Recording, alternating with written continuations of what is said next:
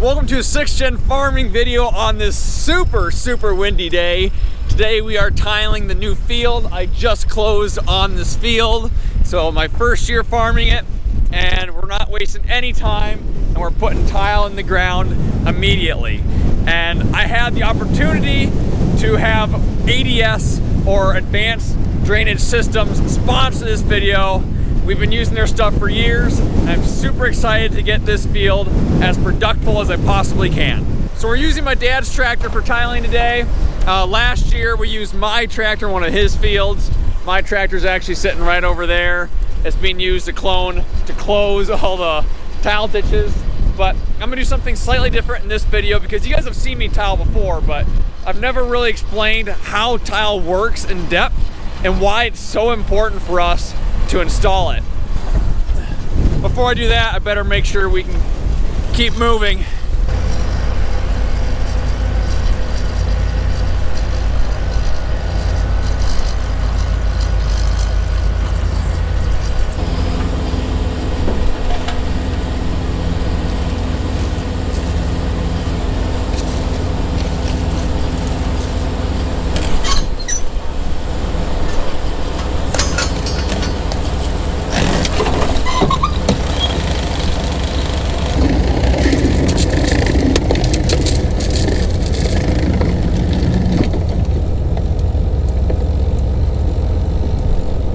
Got a bunch of dirt blowing in my face.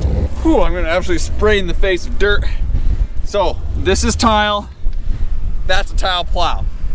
So this tile from ADS, it has all these little perforations in it, or slits.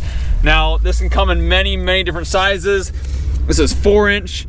We are connecting into a 6-inch. And then through this field we have a 30-inch main, which I'll explain how all that works later. But why do we tile? Why do we put this tile in the field? And the short answer is to try to get rid of the water. So when the explorers first came to our area, I believe it was for the railroad, they wrote down in their journals, this land will never be productive for anything because it's a swamp. And it was. I mean, this was absolutely swamp ground here in southern Minnesota. And this field that hasn't been tiled before, you can tell, first of all, it's been super dry lately, and there's water at the bottom of the hole. Secondly, the soil is absolutely saturated up to about, I don't know, 6-7 inches underneath the soil, which if it was wet, it would be right up to the top. So the goal with tile is to lower the water table in the soil. So the water table is a point of absolute saturation in the soil. So in our area, it's very common for the water table in untiled ground to be 2 to 4 inches under the top of the soil, which is a problem because if you are absolutely saturated with water, that means there's no oxygen in your soil, and therefore roots can't grow in it, and organisms like soil microbes can't live in it. So basically, the soil is dead from here down. And what this tile with all these little perforations does is it allows water to seep in and lower that water table down, so that way we can have a healthy living soil up top that roots love to grow in. So it's pretty typical to install this tile roughly 3 foot below the surface, and that allows that top 3 foot of your soil profile to be a healthy mixture ratio of water, soil, and air. So the theoretical perfect is 50% soil, 25% air, 25% water to help have a healthy root structure in your crops. And no, tiling does not over dry your soil because it still allows those pores, the extra pore space to hold water, but any excess water, anything that it physically can't hold, gets put into the drainage tile.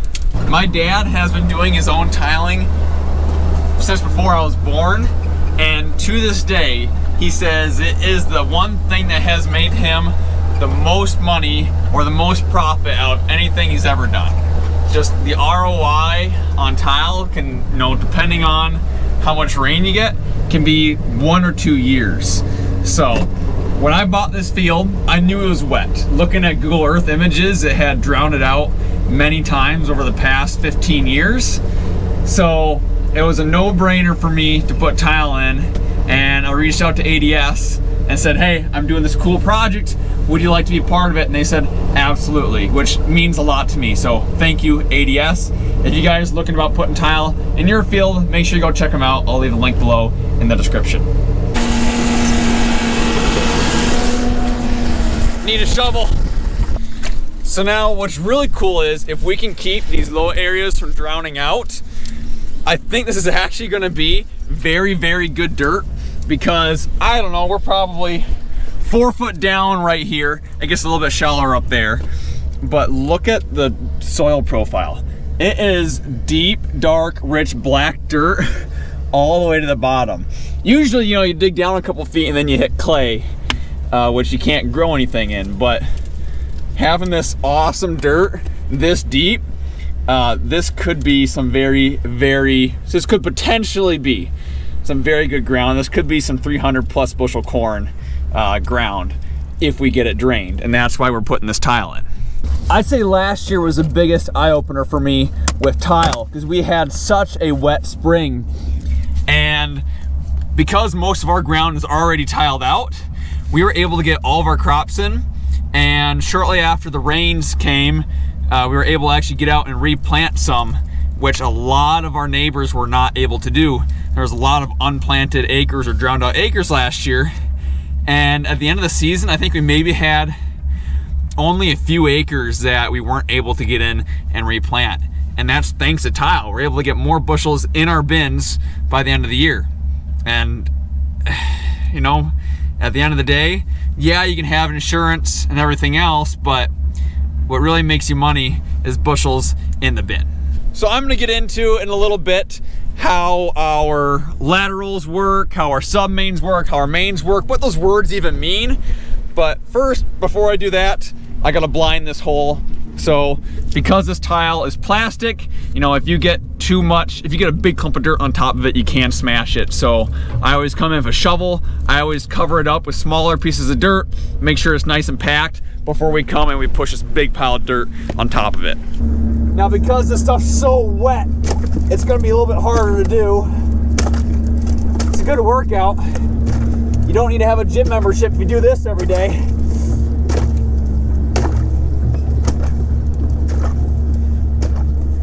I'm most of the way done blinding this hole, but you can see this dirt where I ran up the shovel. Just look at how, I mean, there's zero pore space in this soil whatsoever, and we're not that far down from the surface. There is no way any roots are gonna be growing through this at all. That's why we tile. There we go, got a nice layer of dirt over top of it. It's blinded. Now we can go ahead, push this hole shut, and the tile just starts working.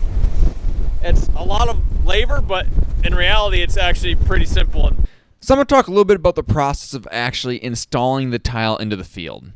So before we could do anything, we had to install a main. The main is like the superhighway to get the water out of the field. Now, the main's kind of tricky, so we actually ended up getting this hired done. This is just a short clip from them installing it under the road, and I'll talk more about the main here in a little bit. Next, ADS has to actually come out and deliver the tile. They have these really cool truck and trailers with like a hydraulic ramp. They're able to lift up the ramp and then gently roll the tile down into the yard so that way it's available for us to use.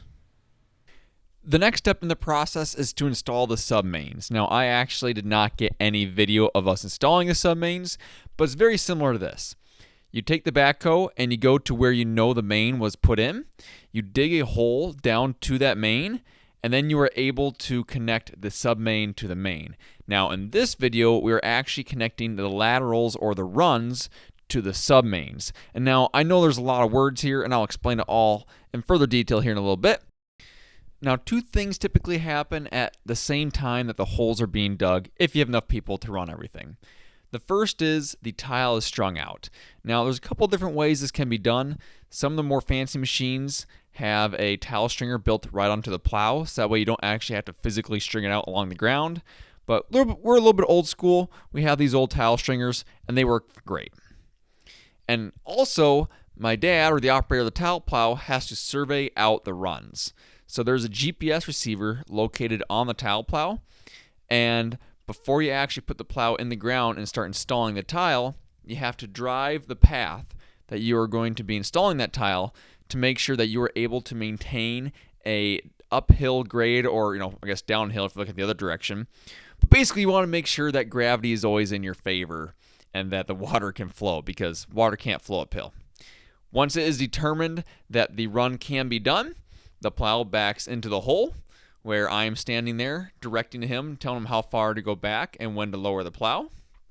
And once the plow is in the ground, I insert the tile into the plow, hook it up to the submain, and then my dad can start plowing the run in. And depending on the consistency of the grade of the run and the soil types and everything else, the depth can vary. Typically, a tile depth is 3 foot. That's pretty average, I would say, especially for our area. In this case, we were going a little bit deeper because the soil is just so beautiful. I really want those roots to be able to go down as far as they possibly can. And I absolutely love to watch these tile plows install tile. It is so mesmerizing, so beautiful. They do such a good job, and it's hard to believe that it's able to put that tile down 3 to 4 feet deep as perfectly as it can. And with technology we have today with the GPS systems, it makes it super easy. This is a look from inside the cab while running the plow. This is the GPS system that maintains the grade that we have set predetermined on the plow and makes sure that the water can flow downhill into the submain. Once the tile is installed and I have gone and physically blinded the tile with a shovel like I showed you earlier, we were able to push in the big piles of dirt and cover it for the last time. Now this machine is not ours. This I rented from a good friend of ours, and it's a Caterpillar Mid-X. It is awesome. First of all, it's just nice to have a couple different digging devices, a backhoe and a Mini X. Just if you have enough people to be able to keep ahead of that tile plow. But secondly, the blade on this thing was absolutely incredible for pushing these holes shut. I've never seen something be able to push, or something so small be able to push so much dirt. I mean, it didn't struggle at all pushing these big piles back into these tile ditches. Every chance I could, I hopped in the Mid-X and started pushing holes shut because it was just so much fun, because there was hardly any restriction horsepower or traction wise. It just, whatever you put in front of it, it was able to push in. And now after I get done tiling a field, I like to go and make flag lines on my John Deere monitor, or otherwise electronically mark where all these tile were laid, because while it's really clear and easy to see now, in about 2 years, it'll be very hard. In fact, basically impossible. So the tile plow does make a map as it goes to the field, but it's on a Trimble software that I'm not familiar with, and I really don't know how to get on a smartphone or anything else if I need to go out and mark something. So what I do is I take my John Deere monitor, which I use for everything, and I can create these flag lines. So as I go over these tile lines and I disc them down to make them flat so I can plant over them, I make these lines. I'll then show up on this monitor and on my phone. So I can go out in the field with my phone and figure out where tile is. And what's really handy, and what people have commented on in the past in a couple of my videos, is when we're harvesting, or when I'm harvesting, I can see these tile lines on my map. So I can see the yield actually go up as I get closer to the tile lines, especially on a wet year, which is really cool. So let's get started, because there's a lot of lines in this field I gotta flatten out and mark. Now there really is no fancy, super automated, precise way to do this. It's pretty manual, and if you forget, you can screw it up. Now it is editable on the computer later, but basically what I do is I find the tile line, I go right to the end of it or beginning of it. This is close enough. I hit my tile line flag button. It starts making a line as I drive, and I drop the disc down behind me. That's basically all there is to it. And then when I get to the end of the line, I just hit the button again. So Carson, you showed me how tile is installed, and you said a bunch of words I don't really know what they mean. How does this actually work? So the best way I can illustrate this is with my cell phone. This is the John Deere Operations Center. I always make a map of all the tile I install. It just makes it a lot easier to see what's going on, and then if I ever have any future problems, I can actually locate the tile, because it's really hard to see when it's underground. But I like to compare a tile system to a traffic network. So you'll see I have some different colored lines on here. First of all, there's like a green one here in the center of the screen. Just ignore that one. Pretend that one doesn't exist. But the rest of it here. So the orange, that is the main. So it's a 30-inch main, except for this little T that goes up to the top of the screen. That is a 15-inch main because it's just not handling the water that the rest of it is. The dark blue, those are the sub-mains, and the white is the laterals or runs, depending on what you like to call them. So how this works is all these laterals and runs, or the white lines, the 4-inch tile that we installed, collect the water from the ground. They lower the water table. So these down here on the bottom, the lowest part of my field, they are spaced 50 foot apart, or the technical term is 50-foot centers. The closer that you have the tile, the more quickly you can get the water out of the field. And once we get out of the low ground, so once we get over here, you'll notice that these are spaced just a little bit further apart. They are on 60-foot centers. 60 is pretty common in our area, but if you got a really wet farm, you can do 50s, 40s. I've even seen people do 30s, depending on how wet their field is. So all these laterals, 4-inch tile, they just kind of collect the water from their general area and take it a short distance. So I like to compare these to a county gravel road, right?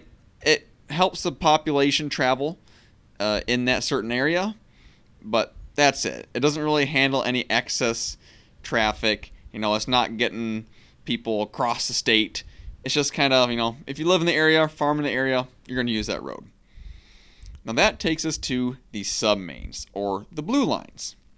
Now, the sub-mains are a 6-inch tile because they have to handle the water from multiple 4-inch tiles. I like to think of these as the county or state highway.